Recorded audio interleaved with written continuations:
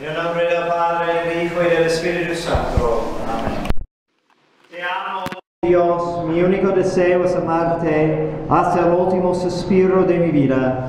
Te amo, oh infinitamente amoroso Dios, y prefiero morir amándote que vivir un instante sin ti. Te amo, oh mi Dios, y mi único temor es ir al infierno, porque ahí nunca tendré la dulce consolación de tu amor. Oh mi Dios, si mi lengua no puede decir cada instante que te amo, por lo menos quiero que mi corazón lo repita cada vez que respiro. Dame la gracia de sufrir mientras que te amo y de amarte mientras que sufro.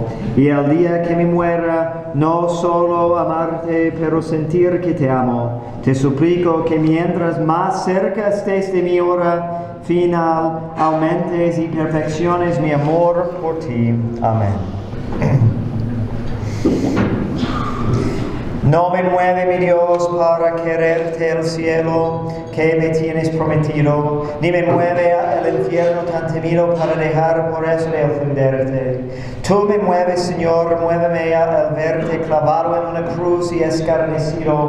Muéveme al ver tu cuerpo tan herido. Muéveme tus afrentas y tu muerte. Muéveme, en fin, tu amor, y en tal manera que aunque no hubiera cielo, yo te amara, y que aunque no hubiera infierno, te temiera.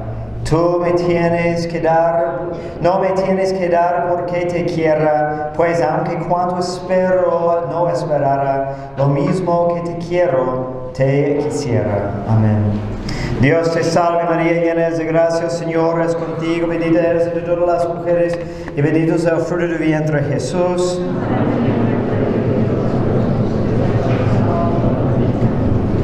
Sagrado Corazón de Jesús, en el nombre del Padre, del Hijo y del Espíritu Santo.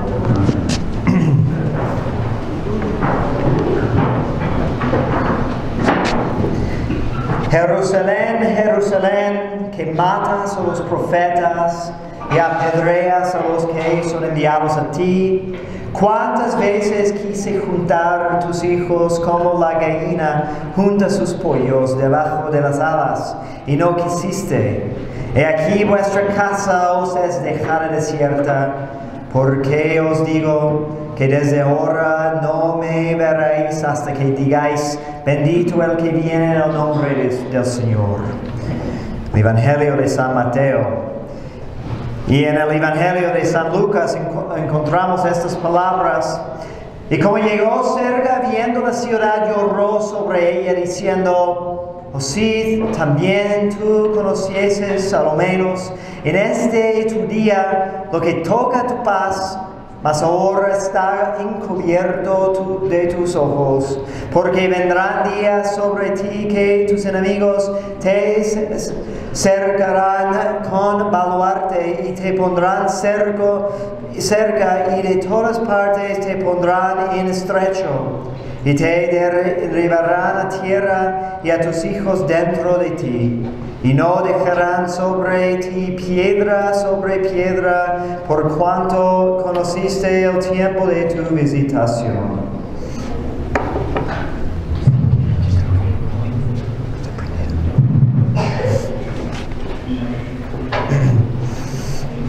Ayer en la primera plática empezamos a platicar sobre el fin de los tiempos y el Anticristo que vendrá al fin para ponerse a Cristo antes de su segunda venida y el juicio final. Y dijimos que el Anticristo es un individuo, pero también es un espíritu que se presenta en muchas formas antes de esa manifestación última.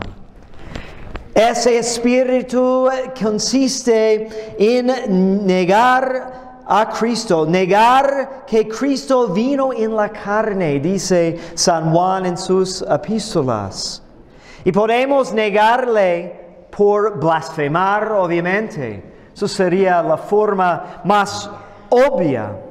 Pero también podemos negarle en la práctica, en muchas maneras diferentes. Por ejemplo, por no aceptar su ley, por preferir el reino de este mundo, aunque sea totalmente ilusorio, prefiriendo eso a su reino glorioso. Cuando hacemos eso, se llama el pecado. Y cuando viene finalmente nuestro juicio, hará final y permanente esa decisión según la cual hemos pasado la vida viviendo. En verdad, pensar en el juicio es algo muy temeroso, porque es algo muy temeroso y más vale pensar en nuestro juicio que pensar en los signos de cuándo vendrá el fin del mundo, quién será el Anticristo, cómo va a aparecer, etc. Porque sí habrá un fin, sí acabará este mundo, pero el fin de cada quien vendrá en el momento en que muere cada individuo. Eso se llama el juicio particular. Y San Alfonso de Ligorio nos habla sobre ese juicio. Ahora, ¿qué respuesta darán los pecadores a Jesucristo cuando Él les diga: yo soy tu Redentor y tu juez, a quien has despreciado tanto? ¿Dónde volarán los seres miserables, dice San Agustín, cuando vean arriba a un juez enojado, al infierno abierto abajo? Por un lado sus propios pecados los acusan y por el otro los demonios los arrastran al castigo y su conciencia los quema desde adentro. Arriba habrá un juez enfurecido y abajo un caos horrible. A la derecha los pecados que lo acusan y a la izquierda los demonios lo arrastran al castigo interior, que es una conciencia ardiente. ¿A dónde pecará el pecador acosado de esta manera? Quizás llorará por misericordia, pero ¿cómo? Pregunta Eusebio, ¿puede atreverse a implorar la misericordia cuando primero debe rendir cuentas de su desprecio de la misericordia que Jesucristo le ha mostrado? ¿Con qué cara estarás pidiendo misericordia? Tú, quien eres el primero en ser juzgado por desprecio de la misericordia. Y en ese momento tendremos, en una manera de hablar, un anticristo adentro, un adversario que lucharía contra nosotros y la salvación que Dios quiere otorgarnos. Porque si en sí el juicio es algo temeroso, es algo mucho más horrible cuando consideramos el ataque final que el enemigo de nuestra salvación hará para asegurar que perdimos nuestras almas. Temer la muerte es algo muy natural, pero temer la muerte perpetua es mucho más provechoso. El padre Cochem dice: con respecto a los asaltos de Satanás, sepan que el Dios de todos los justos les permite tener un gran poder para atacarnos a la hora de la muerte, no precisamente para nuestra perdición, sino para probarnos. Antes de expiar, el cristiano aún tiene que demostrar que nada puede hacerle abandonar a su Dios. Por esta razón, el enemigo malvado emplea todo el poder que ha recibido. y lleva todas sus fuerzas a un hombre cuando está muriendo, con la esperanza de hacerlo pecar y llevarlo a fin al infierno. Durante toda nuestra vida nos ataca ferozmente y no descuida ningún medio por el cual pueda engañarnos. Pero todas estas persecuciones no son nada en comparación con el ataque final, con que se esfuerza por superarnos en el último momento. Entonces, Él alza y rabia con una rabia como un león rugiente buscando a quien puede devorar. Y fíjense, de esto es un detalle muy misterioso de la predestinación, porque uno puede perder todo en un solo instante. Puede vivir santamente muchísimos años, pero si no recibe la gracia en ese momento de perseverancia, perderá todo y no habrá remedio. Les cuento un poco más. Considere bien cuán terrible es la hora de la muerte y cuán espantoso será el recuerdo de nuestras malas acciones en ese momento. Porque los espíritus de las tinieblas recordarán todo el daño que nos han hecho y nos recordarán los pecados que hemos cometido por su instigación. No irán solo al lecho de muerte de los impíos, sino que estarán presentes con los elegidos, esforzándose por descubrir algo pecaminoso en ellos para poder acusarlos. ¡Ay! ¿Cómo nos irá con los mortales desventurados de nosotros en esa hora? ¿Y qué podemos decir por nosotros mismos, viendo cuán innumerables son los pecados que deben ser puestos a nuestro cargo? ¿Qué podemos responder a nuestros adversarios cuando colocan todos nuestros pecados ante nosotros con el objetivo de reducirnos a la desesperación? Los espíritus malignos tentarán a su infeliz víctima en el momento de la muerte en varios puntos, pero especialmente con respeto a los pecados en que más hemos caído.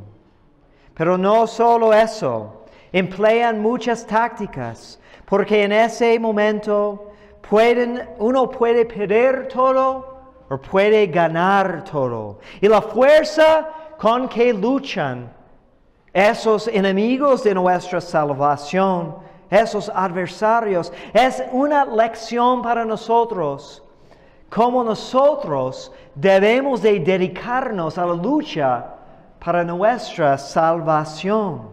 No solamente cuando nos damos cuenta de que ya estamos por morir.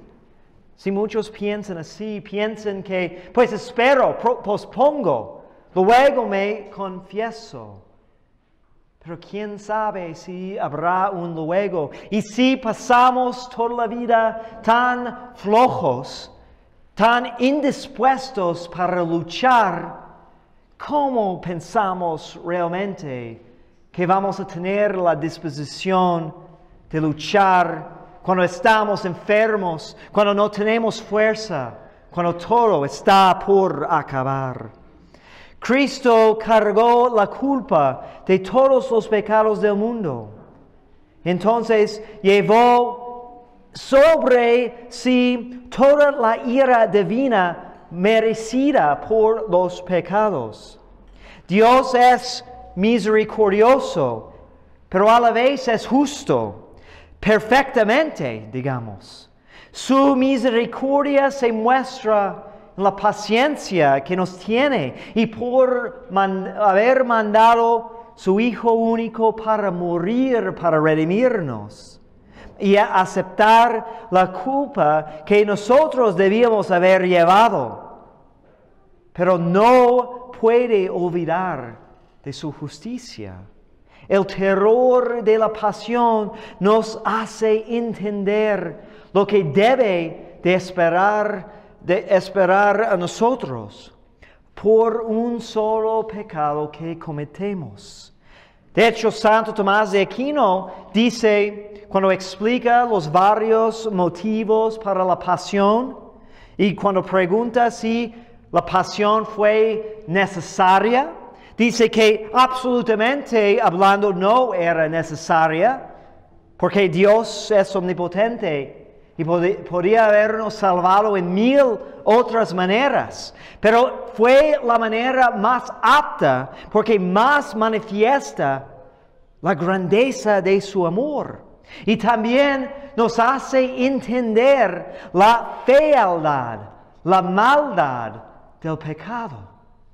Cuando vemos el crucifijo, cuando vemos Cristo ensangrentado, tan oprimido con los oprobrios, vemos lo que es el verdadero afecto del pecado. Y eso debe de ser suficiente para alejarnos de las ocasiones que nos ponen en riesgo. Pero tantas veces no fijamos en eso. Muchas veces decimos que pues, ahora peco, luego me confieso. Pero si diríamos eso a Cristo, mientras muere en la cruz por lo que hemos hecho, le decimos que una más y luego me arrepiento. Espero que no. Y escuchamos más sobre la batalla final dentro del alma en su juicio o antes de su juicio individuo, cuando más está luchando el demonio. En una palabra, los espíritus de mal atacan a los mortales en el momento de la muerte más ferozmente, en su punto más vulnerable. Así como un general hábil asaltará una fortaleza en el lado donde percibe que las murallas son las más débiles. Pero los demonios no siempre se limitan a tentar a un hombre con respecto a esos principales fallas y fallas predominantes. Con frecuencia aún lo tientan a cometer pecados de los que hasta ahora no ha sido culpable, porque estos astutos enemigos no escatiman esfuerzos para engañar a los moribundos. Y si fallan en una manera, intentan tener éxito en otra. Estas tentaciones no son de carácter ordinario. A veces son tan violentos que es imposible para los mortales débiles resistir a ellos sin ayuda sobrenatural. Si eso es todo lo que cualquier persona con buena salud puede hacer para resistir los asaltos del diablo, e incluso a alguien así lo superan, qué difícil debe ser para alguien que está enfermo de la enfermedad, con la enfermedad luchar contra enemigos tan formidables. En este punto, un escritor piadoso dice, a menos que el hombre moribundo antes de su última enfermedad se haya armado contra estos ataques y se haya acostumbrado a luchar contra sus adversarios espirituales, tiene pocas posibilidades de prevalecer contra ellos en ese momento de la muerte. Si lo hace, será solo a través de la ayuda de Dios Todopoderoso, de nuestra Santísima Señora, de su ángel guardián o de uno de los santos, porque nuestro Dios misericordioso y sus ángeles y santos benditos no abandonan al cristiano en la hora de su mayor necesidad. Se apresuran a ayudarlo. San Cirilo dice, escribiendo a San Agustín, dice de uno de los 3 hombres que resucitaron de entre los muertos, le dijo, a medida que se acercaba la hora de mi partida, una multitud de demonios innumerables en número se acercaron y se detuvieron. Vi sus formas, que sus formas eran más horribles de cualquier cosa la imaginación puede concebir. Uno preferiría ser quemado en el fuego que obligado a mirarlos. Estos demonios se alinearon a mi alrededor y me reprocharon todas las malas acciones que había cometido, pensando en llevarme a la desesperación. Y de hecho, debería haber caído ante ellos si Dios no hubiera acudido en mi ayuda. Tomando esto en cuenta, ahora es el tiempo en que nos conviene prepararnos. De hecho, cada momento podemos decir que es el momento propicio, porque, como comentamos ayer, ya han empezado los últimos tiempos. Las profecías que leímos anoche, por ejemplo, que identificamos con profecías del fin del mundo, también hablan de la destrucción de la ciudad santa, de Jerusalén, que fue en realidad para los judíos el término, el fin de todo su mundo, toda una etapa. Y los historiadores nos dicen que no había sufrimiento como conocían ellos en ese tiempo. La orden antigua acabó y empezó el fin de toda la creación. Y algo similar pasará en nosotros. Que el fin, la consumación, se alarga y empieza cuando morimos y cuando somos juzgados. Pero no es la consumación, porque quedará algo más. Viene el juicio en el momento en que parte el alma del cuerpo. Pero también vendrá el juicio final, el juicio general, en que todos nuestros pecados serán revelados delante de los demás. Entonces, y también la resurrección de nuestros cuerpos para que nuestros cuerpos puedan participar o en nuestra bienaventuranza o en nuestra condenación y castigo. ¿Por qué dos juicios? Pues porque conviene, como dijo el Señor, cumplir con toda justicia. No somos islas, somos miembros de Cristo. Y si alguien no es miembro de Cristo por no ser bautizado, sí es un miembro en potencia. Y por eso no hay pecados privados. Todo que hacemos, que sea bien o mal, afecta a todos los demás. Y si ahora quejamos de por qué sufren los buenos y por qué son elevados o reciben beneficios los malos, es porque todavía no ha venido el tiempo de la perfección de la justicia de Dios. Pero sí es garantizado y sí debe de ser una gran motivación para nosotros saber que si Dios apremiará todo lo que sufrimos en su servicio, todo que aguantamos para no pecar, resistiendo la tentación, y también todos los pecados, aun los más menores, tendrán su recompensa. Y es una recompensa que ahora podemos describir simbólicamente, digamos. Pero su realidad es algo mucho más horrible que podemos imaginar. Leemos en el libro de Apocalipsis: cuando Él abrió el quinto sello, vi debajo del altar las almas de los que habían sido muertos por la palabra de Dios y por el testimonio que ellos tenían, y clamaban en alta voz diciendo: ¿hasta cuándo, Señor, santo y verdadero, no juzgas y vengas nuestra sangre de los que moran en la tierra.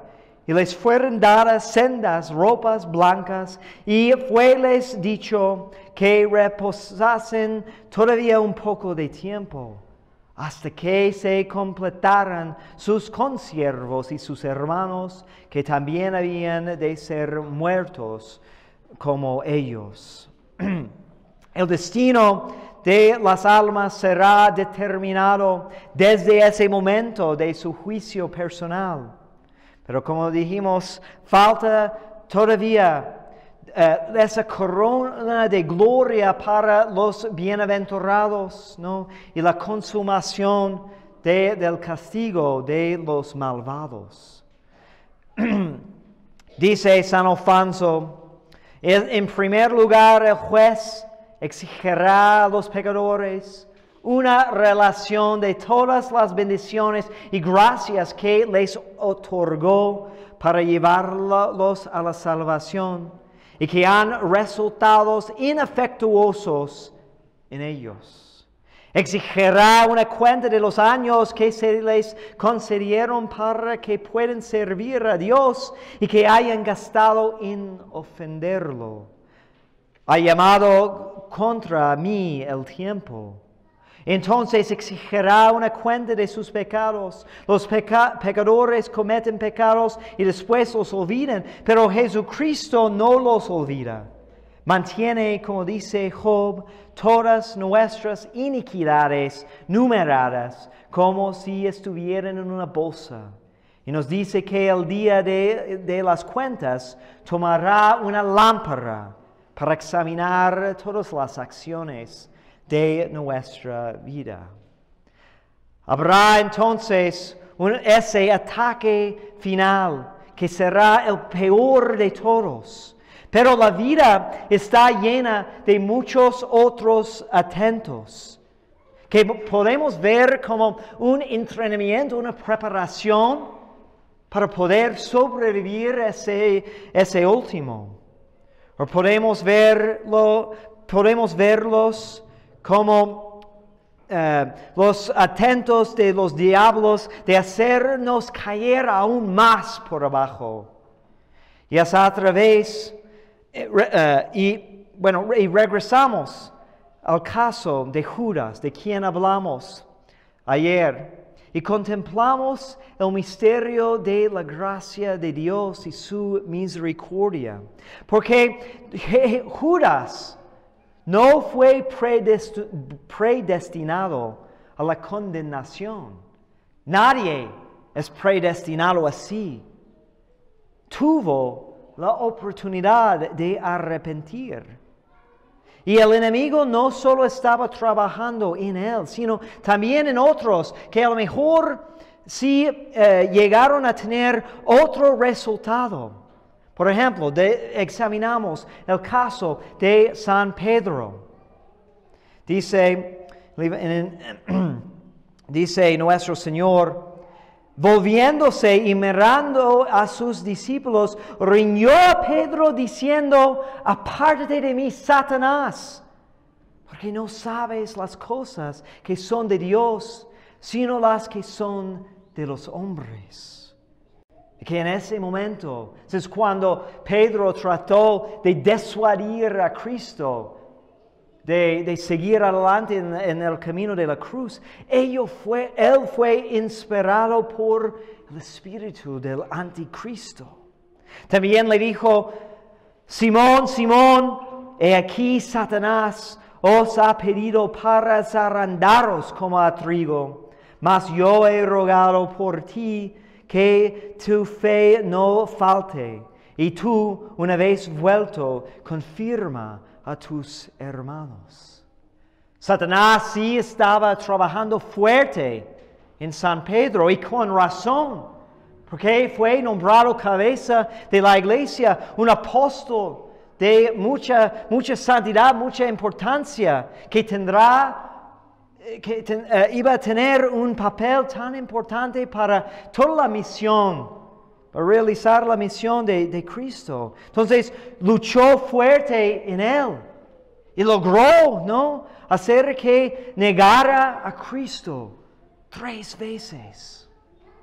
Pero la reacción de Pedro fue diferente que la reacción de Judas. Pedro lloró su traición, como Jesús lloró cuando vio a Jerusalén y cuando pensó en todo lo que iba a perder. Y tal vez Judas lloró también, pero fueron lágrimas de otro tipo. Se desesperó y sus lágrimas así confirmaron la victoria del enemigo en él, porque lo alejaron de su Redentor. Entonces debemos de preguntarnos qué tipo de lágrimas hemos derramado por nuestros pecados. Porque hay diferentes tipos, en verdad. Podemos pensarnos bien arrepentidos, aún humildes, contritos. Pero en realidad tal vez solamente lloramos por la pena que sentimos delante de los demás. Porque hemos pensado una vez que yo no soy como esos. Soy mejor, soy piadoso. Yo no debo de hacer esas cosas, entonces me da vergüenza. Pero las lágrimas sinceras de Pedro son de otro tipo. Son lágrimas que reconocen de que Dios es el único bien y nuestros pecados ofenden a un Dios tan bueno y nos hacen apartar de nuestro destino final, que sí es para provecho nuestro, pero también quita algo de la gloria que debe de ser de Dios, debe de pertenecer a Dios, si no salvamos nuestras almas como Él quiere que hagamos. Otra vez escuchamos San Alfonso. Mira, Judas, ya que estás dispuesto a vender Mira, Judas, ya que estás dispuesto a vender a tu Dios, pide al menos el precio de su valor. Es un bien infinito, su precio por consiguiente debe ser infinito. Pero tú cierras la venta en 30 monedas de plata. Alma mía infortunada, olvídate por un momento de Judas y piensa en ti misma. Dime, ¿a qué precio has vendido tantas veces al demonio la gracia de Dios? Oh Jesús mío, vergüenza me da comparecer en vuestra presencia. Cuando me acuerdo de las injurias que os he hecho, cuántas veces os he menospreciado por un antojo, por un momentáneo y vil placer. Bien sabía yo que pecando perdí vuestra amistad y voluntariamente he renunciado a ella por una nonada. Ojalá hubiera muerto antes que haberos causado tan grande ultraje. Oh Jesús mío, me arrepiento de ello con toda mi alma y quisiera morir de dolor.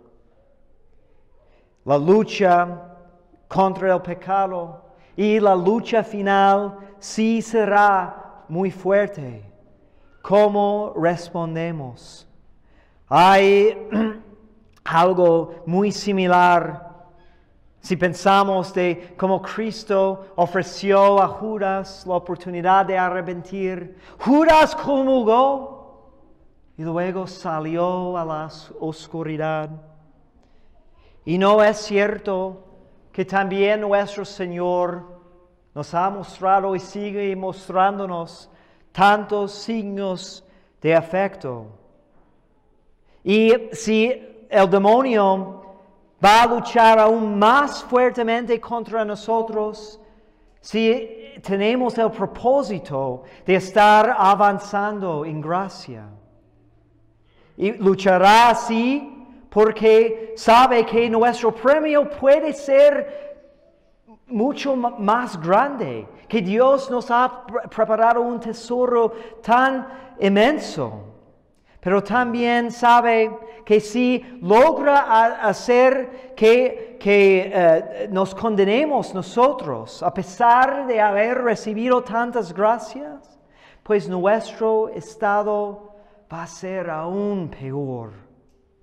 Admiremos la benignidad de Cristo. No ignora el diabólico complot que acaba de hacer Judas. Sin embargo, no lo despide de su compañía, ni le mira con indignación, sino que lo admite por amigo y lo sienta a su mesa. Y si le habla de su infame traición es para que entre en sí mismo. Y cuando lo ve obstinado en la maldad, se humilla en su presencia y se rebaja hasta lavarle los pies para ablandar su corazón. Oh Jesús mío, veo que lo mismo hacéis conmigo. Os he despreciado, os he hecho traición, y sin embargo no me habéis negado vuestra amistad. Me miráis con ojos de ternura y me admitís a vuestro eucarístico banquete. Porque, amadísimo Salvador, no he correspondido siempre a vuestro cariño. ¿Cómo podré en adelante alejarme de vos y renunciar a vuestro amor?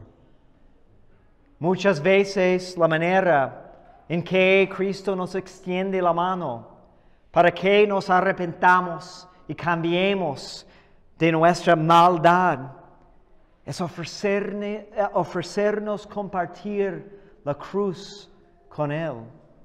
Pero irónicamente, tristemente, muchas veces es cuando más renegamos contra Él.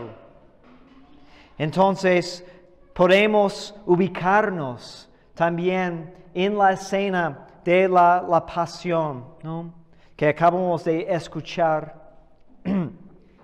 Porque la batalla, hay una batalla en nosotros, ¿no?, que muchas veces ni es necesario que haya allí el diablo, porque somos suficientes como enemigos de nuestra salvación. No necesitamos ayuda de nadie. Somos nuestro peor enemigo. Porque muchas veces gritamos, crucifícalo. Y cuando se pregunta, como preguntó Pilato, ¿qué mal ha hecho? Nada más gritamos más fuerte, crucifícalo.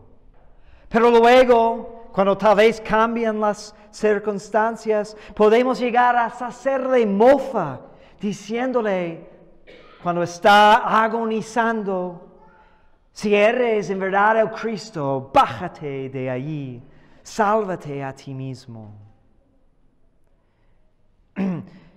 Crucifícalo, el lema de veras del Anticristo, que muchas veces está tan arraigado en nosotros. Eso es algo que vamos a meditar tan claramente cuando en Viernes Santo, cuando nos postramos delante de la cruz para besarlo en reparación por tantas ofensas que causaron ese sufrimiento de la cruz, cuando escuchamos el canto de estas palabras tan tristes. Yo por ti descargué mi azote sobre Egipto y sus primogénitos, y tú me entregaste azotado.